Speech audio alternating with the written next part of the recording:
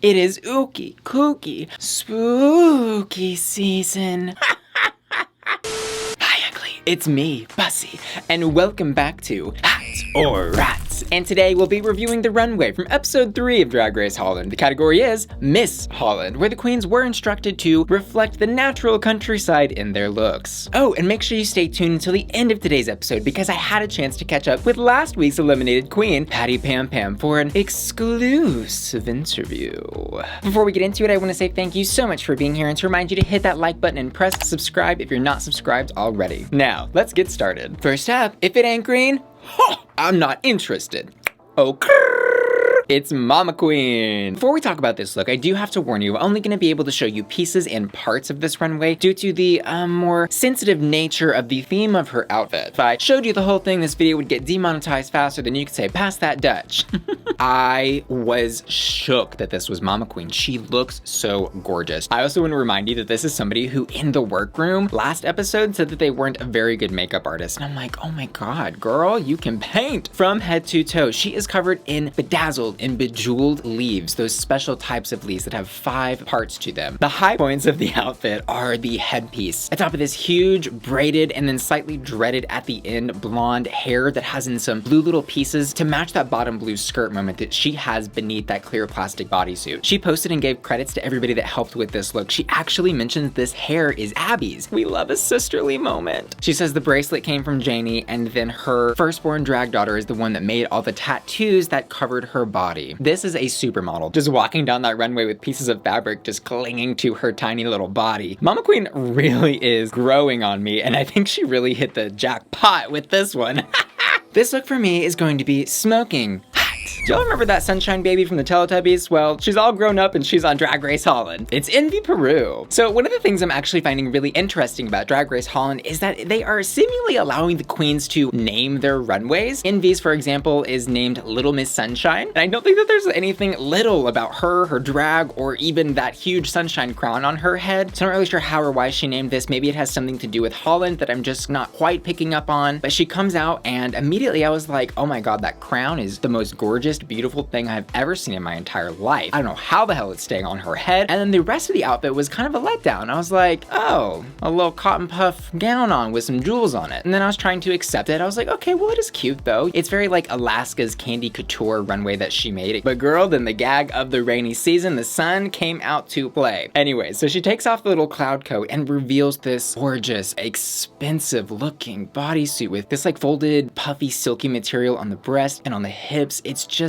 delectable to look at. That light gold color too, perfect against her beautifully tanned skin. This, oh my God, she looks, The children are choking, the parents are bound, and the grandparents are chained. And then her element of nature here, because each of the queens was instructed to include some part of the countryside into their looks. She's got like a little flower bouquet behind all those sun rays, and then a giant little tendril of ivy just like falling behind her. That's how you know when somebody is paying attention to details. When they look good from the front, and then even better from the back. Girl, like a solar flare. This look is hot.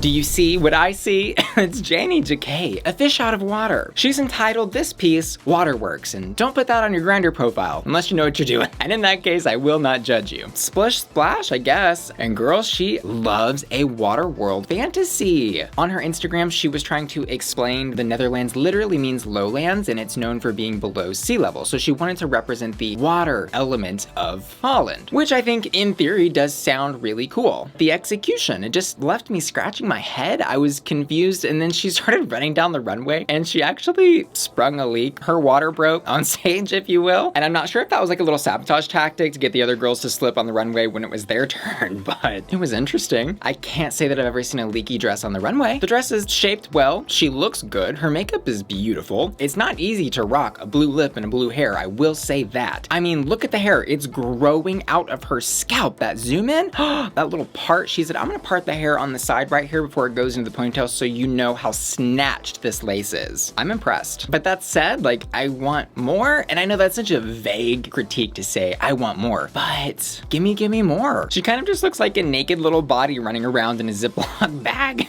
Do you ever feel like a plastic bag? And this might not relate to like people outside of Texas, but we have a lot of insects. And so one of the tactics to keep flies off of your porch is you put water into a Ziploc bag and hang it from a string.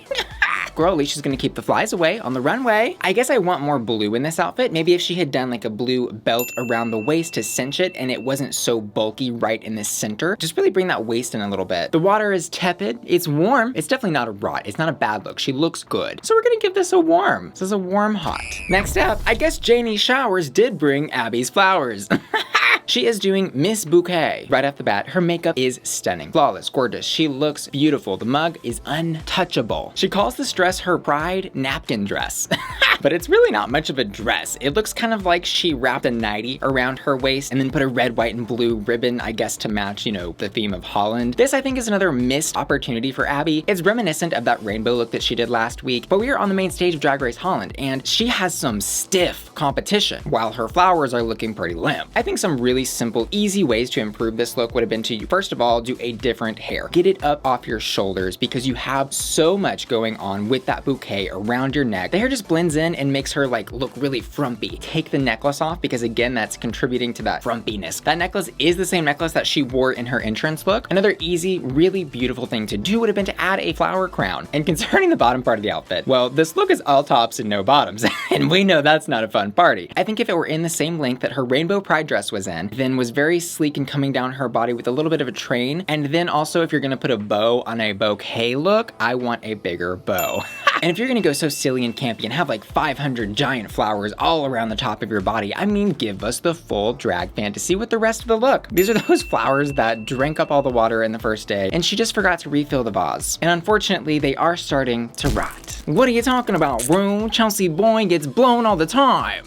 She has entitled this piece Whether You Like It or Not, and then made it really just a performance art piece. The actual garment that she's wearing isn't that special. And I say that because of the simplicity of the cut and the color palette. So the last time that we saw an asymmetrical hair completely like being wind blown to one side of the face, I think was probably the princess back in season 4. Fortunately, ChelseaBoy has done that much more successfully. Presentation of this is ingenious. It's unique. We've never seen anybody hit the runway and just fully perform every single inch of it as if she were trapped in a windstorm. The entire dress, scarf, hair, umbrella, every accessory and piece of fabric and strand of hair is completely styled and looks like it is in motion. It's hard to even catch all the details in this look because she is running around the stage so quick that you can barely see them, but on her tights she has some mud splash. The dress looks like it's damp on the half that is being like pelted by rain. But does this look really fit the theme of the runway? Miss Holland, maybe, but when I think of Miss Holland, I think of pageants, and so I think it's really interesting that she chose to say, you know what, f*** a pageant. She said, I don't need him, I don't want him, I don't care, I'm gonna do my own thing, which is very on brand for ChelseaBoy, and I like that she did stay true to herself. This probably is what she would wear to a pageant. Time and time again, she is proving that she is the one to watch on the runway. She knows exactly what she's doing and she knows how to impress people. She truly stormed the runway this week. I'm going to give her a hot. Next up, they say 2 lips are better than 1.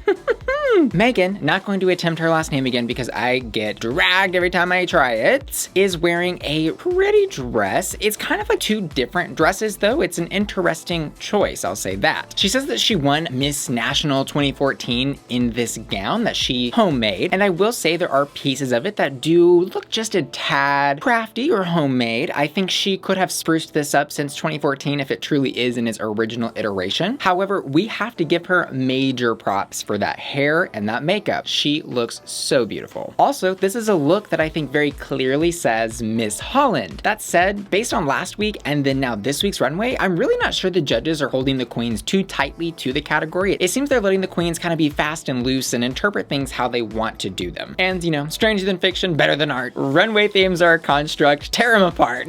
Firstly, I think there's too much going on the top of the gown. Get rid of the sleeves, cut them off. Secondly, take off the necklace and then make the windmills bigger. Make that the emphasis of the top of the outfit. Give me more shape up there. With that, bring that waist in and then put even more flowers around your hips to give an even better hourglass illusion. And then the fan made of leaves that she's carrying down the runway, just get rid of it. You don't need it, especially when you've got on like 10 bracelets and 10 rings that are the size of your face. And I'm gonna need a different shoe if you wear this dress again. That shoe, girl, not for this outfit. She needs to rein it back and refine. Give us a little more sophistication. Unfortunately, Megan's 2 lips left me with blue lips.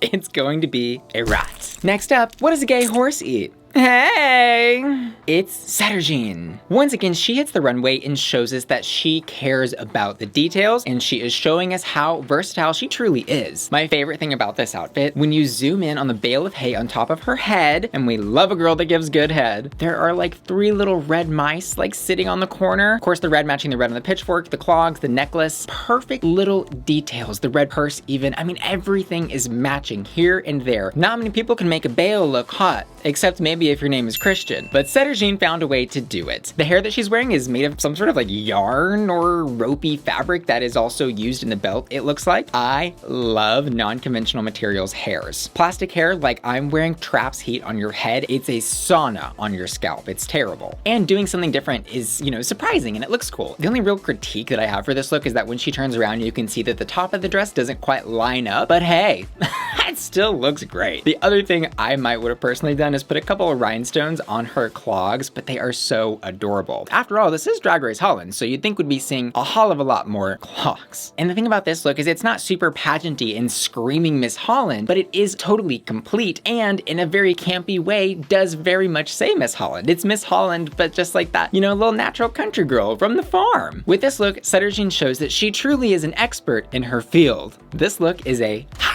Next up, it's Madam Moodness. There are a couple things wrong here. Okay, more than a couple. I don't really like anything about this look, and let me tell you why. It just looks like 10 different outfits that she tried to put into one, and you know that somebody's not confident or not happy about their look when they are still gluing pieces and parts to it up until the very last second. She just probably was looking around and she was like, oh shit. This is what I brought? Damn, I'm gonna try to spruce this up. The concept of being a cow, I think a great one. However, that final execution was just really missing for me. The little bag that she has, it looks like a schoolgirl's lunchbox. The white hair is super confusing with the black beard. I think those two things need to match. Either give me a white beard or a black hair. And then I absolutely do not like all the little like strands of grass and flowers that she has glued to this really beautiful jacket. It just kind of looks like an after school arts and crafts special. The other issues here are that the face paint doesn't match the chest, which doesn't match the tights. And then she's got on some thigh-high hooker boots. I'm like, girl, what kind of cow is this? This outfit I would actually completely get rid of and just go back to ground zero. Face alone, she does get a hot. She should have called herself Madam Makeup. You know what this look needs? More cowbell.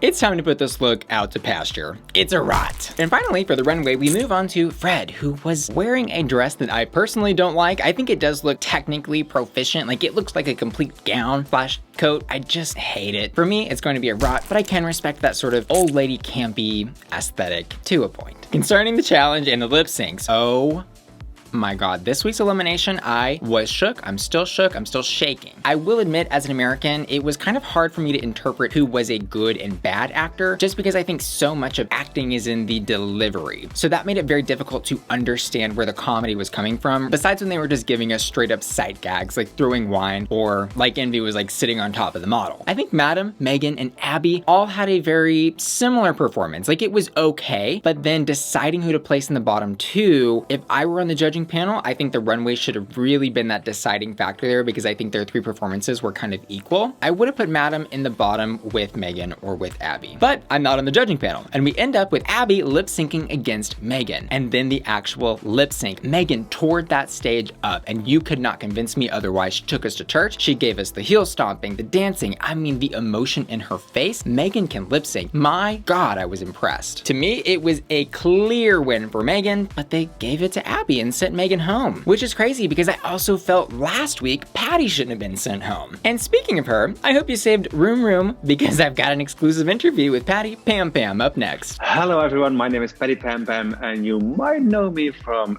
Drag Race Holland. Thank you, Patty, for joining us today. I like what you did with your hair color too. That's really fun. I did it an hour ago. That's Patty Pam Pam Couture. You did that yourself. I did everything myself. That's why I do it. It's like I'm my own creation. With that, I think from day one, everybody was like seeing your promo and then your entrance look and really identifying you as the look queen. You know, you had some really crazy and very cool stuff, and you made everything that we saw. Everything. That's my thing. Drag is creating myself. So when I walk in as a drag queen, everyone sees my creation. I never wear things not made by myself. That's what I live live for, creating. Did you start drag or did you start creating stuff first? Yes, I started creating stuff first. Well, I studied photography, and at my study, I was also creating costumes for photos I wanted to make. And then when I grew up in Limburg, which is a region in Holland where we celebrate Carnival, and then I was creating costumes for the Carnival. Somewhere I discovered the art of drag, and I thought, okay, well, I can also create drag costumes for myself, like extreme outfits I will never make for customers. So that's where I started. Can I ask you about the face runway? Yes, well, bring it on. What was the actual prompt you were given for that? In the category description was give face. We had to paint our dresses by ourselves, and we had to make them cohesive with the face, with the makeup. So when I was designing the costumes, I thought, okay, this is give face. I have to do a painting. What can I paint on a fabric? I can do a painting by a Dutch famous artist. Let's do a Van Gogh Starry Night, and then also put the Van Gogh color hair and the band-aid and the pipe, and maybe too much. Okay, but yeah. I thought it was great. I can see Miss Van Gogh sitting right behind you. The hair I will never wear again, I think.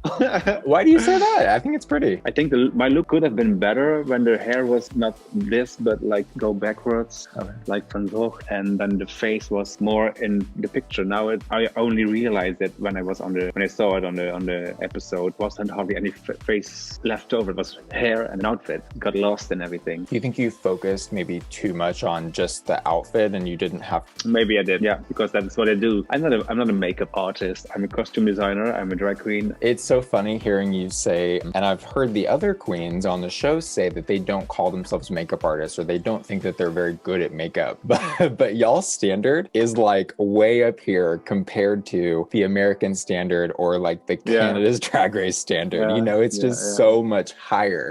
Half of the girls, I think, in Drag Race Holland are working as a makeup artist or started doing drag because of their makeup skills. I did see your Miss Holland runway posted, so tell me about that and what Miss Holland, that category, means to you. Description of the category was to show something about the nature in Holland. For me, Holland is more than only water and sheep and cows and or tulips. From where I was born and raised, it's also a part of Holland, which is a little forgotten mostly. And asparagus, do you know asparagus? Yeah. It's only growing where I was born and raised. And then I made a crown of real asparagus on my head. So it was like, it's also called the Queen of Green. So everything combined, it was one of my favorite looks, I think.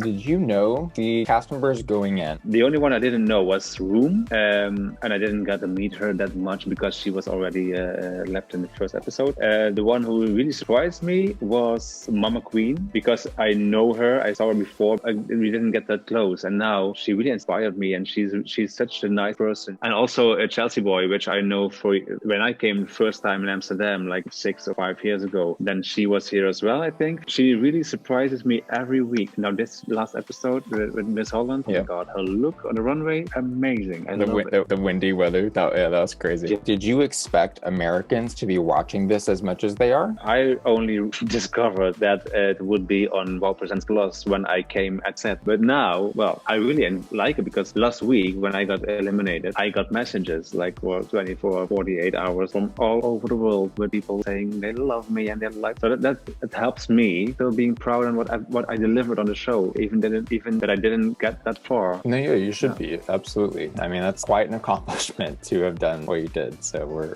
everyone is proud of you. Thank you. So, you can find me every Sunday. I'm hosting my own drag brunch since last month. Ever in Amsterdam, come to visit my show on the Sunday afternoon brunch and get to my pattypampam.com for my merchandise, of course. All right, bye. Thank you. Bye-bye. So that was just a taste, but if you want to take an even deeper dive with the Pam Pam, you can check out the full interview available exclusively on my Patreon at patreon.com/bussyqueen. And finally, as for my hottest hot on the runway this week, I was debating between Envy and Chelsea. Chelsea's performance on the runway is really what sold the outfit. However, Envy's look once she took that cloud overcoat off absolutely stunned me. My hottest hot goes to Envy Peru. I also asked my patrons over on patreon.com/bussyqueen to vote for their hottest hot. This week they've chosen ChelseaBoy. My patrons get exclusive benefits like early access to my videos, their name and credits, personal shoutouts, access to exclusive interviews and lip sync reactions, and more. And they truly make Bussy Queen possible. If you'd like to join the family, you can do so over at patreon.com/bussyqueen. Bussy Queen. I'd also like to give a special shout out to Abby, Adam, Alex, Blythe, Caroline, Catherine, Chris, Crystal, Curtis, Daniel, Derek, Ed, Elizabeth, Evelyn, Hannah, Hassan, Ivan, Jake, Jaker, James, Janine, Joseph, Jude, Kelly, Kevin, Kind of Emo, Kind of White Girl, Manny, Matt, Maxwell, Michael B, Michael H, Michelle, Miguel, Onion Fairy, Oscar D, Oscar V, Terry, Rick, Robin, Shado, Sinclair, Stephanie, Susan, Tacosito, Tony, Vanessa, Veronica, Zincat, and Midnight 19, who are all supporting me at my hot